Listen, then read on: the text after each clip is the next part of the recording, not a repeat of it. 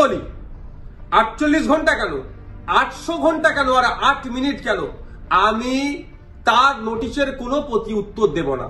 আমার বক্তব্য যদি আইন বহির্ভূত হয়, আমার বক্তব্য যদি সংবিধান বহির্ভূত হয়, সিধে চলে যাক সে কোর্টে, আইনের মাধ্যমে তার সাথে আমার বোঝাপড়া হবে। আমাকে নোটিশ পাঠিয়ে কি ধমকানো চমকানো হচ্ছে? এই ধরনের অনেক নোটিশ আমি খেয়েছি, আমার নামে অনেক মারাত্মক মারাত্মক অভিযোগের মামলা নিয়ে আমি মাথায় করে চলছি, মিথ্যা অভিযোগ নিয়ে।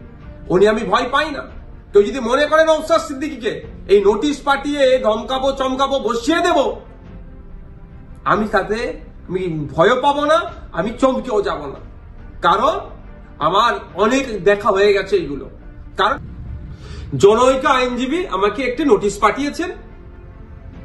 তিনি বলেছেন 48 ঘন্টার মধ্যে যদি তার ক্লায়েন্টকে আমার বক্তব্য দ্বারা নাকি মিসলিড হয়েছে এই মর্মে বক্তব্য প্রত্যাহার, ক্লারিফিকেশন বা তার নোটিশের উত্তর না দিলে আমার বিরুদ্ধে আইনত ব্যবস্থা নেবে।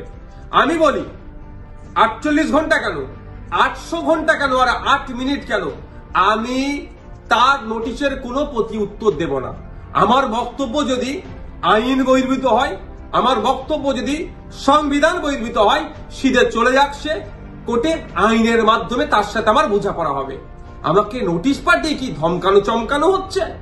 এই ধরনের অনেক নোটিশ আমি খেয়েছি, আমার নামে অনেক মারাত্মক মারাত্মক অভিযোগের মামলা নিয়ে আমি মাথায় করে চলছি, মিথ্যা অভিযোগ নিয়ে। উনি আমি ভয় পাই না। কেউ যদি মনে করেন নওশাদ সিদ্দিকীকে এই নোটিশ পাঠিয়ে ধমকাবো চমকাবো বসিয়ে দেব, আমি তাতে আমি ভয় পাবো না, আমি চমকেও যাব না। কারণ আমার অনেক দেখা হয়ে গেছে এইগুলো। কারণ আমি বলে যাই, আর কাকতলীয় ভাবে বলছি না, এটা বাস্তবিক হয়েছে। 2019 সালে কেন্দ্রের সরকার নিয়ে এসেছিল এক বিভাজনের বিল, সিএ। যখন আমার বড় ভাইজান পিরজাদা আব্বাস সিদ্দিকীর নেতৃত্বে সারা বাংলায় যখন বিজেপির বিরুদ্ধে আন্দোলন আমরা সংগঠিত করেছিলাম, ওই সময় গভীর রাত্রে আমাদের বাড়িতে পুলিশের দ্বারা হামলা চালানো হয়েছিল। সেই রাত্রে আমি সুপ্রিম কোর্টে এসেছিলাম, তারপরের দিনে মামলা করব বিজেপির বিরুদ্ধে, কেন্দ্র সরকারের বিরুদ্ধে। আর এখন আমরা যখন এই ওয়াকফ সংশোধনের বিরুদ্ধে মাঠে ময়দানে গণতান্ত্রিক প্রক্রিয়ায় লড়াইয়ের বার্তা দিচ্ছি এবং আইনি লড়াই করবে বলে তার প্রস্তুতি নিচ্ছি, আমাদের বাড়িতে নোটিশ চলে আসলো। নোটিশ আসুক, 100 বার নোটিশ আসুক, এতে আমি ভয় পাই না। কিন্তু এটুকু আমি বাংলার মানুষকে জানিয়ে রাখতে চাই যে যারা প্রতিনিয়ত মুসলিমদের বিরুদ্ধে কথা বলছে, মাদ্রাসা নিয়ে কথা বলছে, মসজিদ নিয়ে কথা বলছে, কোরআন শরীফ নিয়ে কথা বলছে, তাদের বিরুদ্ধে নোটিশ যাচ্ছে না কেন, তাদের বিরুদ্ধে আইনত ব্যবস্থা গ্রহণ করছে না কেন? এরা তৃণমূলের মুসলিম বিধায়কদেরকে বিধানসভা থেকে চাংতলা করে রাস্তায় ফেলে দেবো বললেও তাদের বিরুদ্ধে আইনত ব্যবস্থা গ্রহণ করছে না, নোটিশ পাঠাচ্ছে না। আর নওশাদ সিদ্দিকীর কাছে নোটিশ পাঠিয়ে দিচ্ছে। ঠিক আছে, আইনি লড়াই আমি লড়ে নেব। আমার আইনের যারা বিশেষজ্ঞ আছে, সম্মানীয় বিকাশ রঞ্জন ভট্টাচার্য স্যার এবং সম্মানীয় শামীম দ্বারা কথা বলেছি, তারা আমাকে বলেছে তো আপনার কাজ হচ্ছে রাজনৈতিক লড়াই লড়ে যাওয়া, বাকি আইনি দিকটা আমরা বুঝে নেব। সুতরাং আইনি লড়াই কোর্টে আমিও বুঝে নেব। কিন্তু আমার প্রশ্ন, যারা প্রতিনিয়ত মুসলিম সম্প্রদায়কে, মাদ্রাসা মসজিদকে আক্রমণ করছে, বিষ উগলাচ্ছে, তাদের বক্তব্য দেয় হিন্দু মুসলমানের মধ্যে যে সম্প্রীতি, যে ঐক্য বাংলায় বিনষ্ট হতে পারে, তাদের বিরুদ্ধে কটা নোটিশ করা হয়েছে, তাদের কজনের বিরুদ্ধে আইনত ব্যবস্থা গ্রহণ করা হয়েছে, বাংলার মানুষ একটা জানবেন, আমিও জানতে চাইছি। শুধু তাই নয়, আমাদের রাজ্য সরকারকে, আমাদের রাজ্য সরকারের যিনি প্রধান মমতা ব্যানার্জি মহাশয়াকে একটা বক্তব্য শুনেছিলাম, কি জঙ্গি যোগ না কি বলে দেখে দিয়েছিল, তখনও চুপ করেছিল। আর নওশাদ সিদ্দিকীর বিরুদ্ধে নোটিশ, ওই নোটিশ পাঠিয়ে আমাকে কেউ ভয় পাওয়াতে পারবে না। বিজেপির এই ওয়াকফ আন্দোলনের বিরুদ্ধে, সংশোধনী যে নিয়ে এসেছে ওয়াকফ, এর বিরুদ্ধে আন্দোলন জারি থাকবে। এই অসাংবিধানিক, অগণতান্ত্রিক এরা যুক্তরাষ্ট্রীয় পরিকাঠামোকে ভেঙে দেওয়ার যে সংশোধনী নিয়ে এসছে, এর বিরুদ্ধে লড়াই জারি থাকবে। যখন আমাকে খোঁচা দিয়েছে, আমি কয়েকটা প্রশ্ন বাংলার মানুষের কাছে তুলে ধরতে চাইছি এবং সর্বোপরি তৃণমূল কংগ্রেসের কাছেও তুলে ধরতে চাইছি, এর উত্তর দিতে হবে।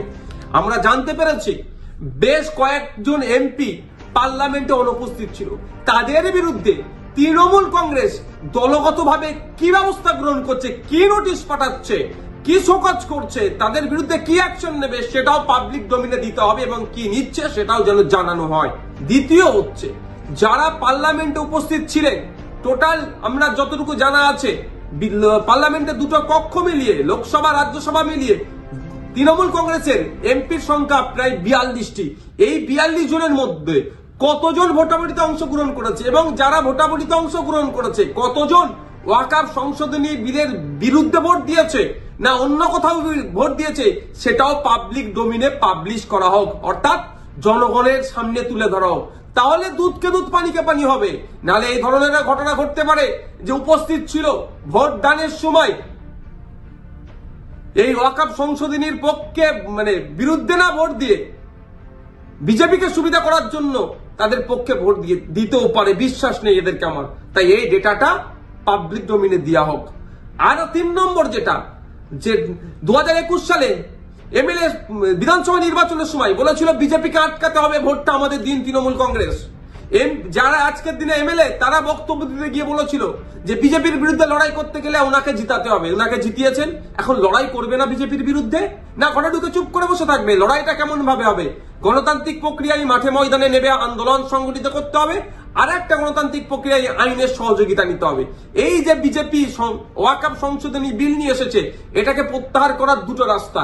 একটা হচ্ছে জনগণের চাপ সৃষ্টি করে, যেটা সংখ্যালঘুদের উপরে যে দমনপীড়ন হচ্ছে, ভারতবর্ষের পশ্চিমবাংলায় সংখ্যাগুরু মানুষদেরকে দায়িত্ব নিতে হবে। এই সংখ্যালঘুদের উপরে যে দমনপীড়ন নেমে আসছে সেটাকে প্রোটেক্ট কিভাবে করবে, অর্থাৎ মাঠে ময়দানে সংখ্যালঘু থেকে শুরু করে সংখ্যাগুরুরা মিলে আন্দোলন সংগঠিত করবে, জনপ্রতিনিধিদেরকে সামনে রেখে সাথে নিয়ে একটা দিক। আর একটা হচ্ছে সুপ্রিম কোর্টের দ্বারস্থ হয়ে আইনের মাধ্যমে এই যে নতুন আইন তৈরি করতে চলেছে, এই আইনটাকে রদ করা। এখন আমার বলার বিষয়, পশ্চিমবাংলায় 200-র অধিক তৃণমূল কংগ্রেসের বিধায়ক আছে। সেই সমস্ত বিধায়কদেরকে প্রত্যেকজন যাতে একটা করে মামলা করে তার জন্য প্রস্তুতি নিতে হবে। এবার আমি এটা তৃণমূল কংগ্রেসের সুপ্রিমোকে বলছি, তৃণমূল কংগ্রেসের দলকে বলছি এবং সাধারণ ভোটারদেরকে বলছি। ভোটের সময় কিন্তু এই সমস্ত এমএলএ গুলো প্রার্থী ছিল, তারা বলেছিল বিজেপির বিরুদ্ধে লড়াই করবে। আজকে বিজেপির বিরুদ্ধে লড়াই দেখানোর জায়গা হচ্ছে মামলা করতে হবে। এদের 42 জন রাজ্যসভা লোকসভা মিলিয়ে এমপি আছে, 42 আর এই প্রায় 220টা মতো, 250-র অধিক মামলা কিন্তু তৃণমূল কংগ্রেসকে করতে হবে।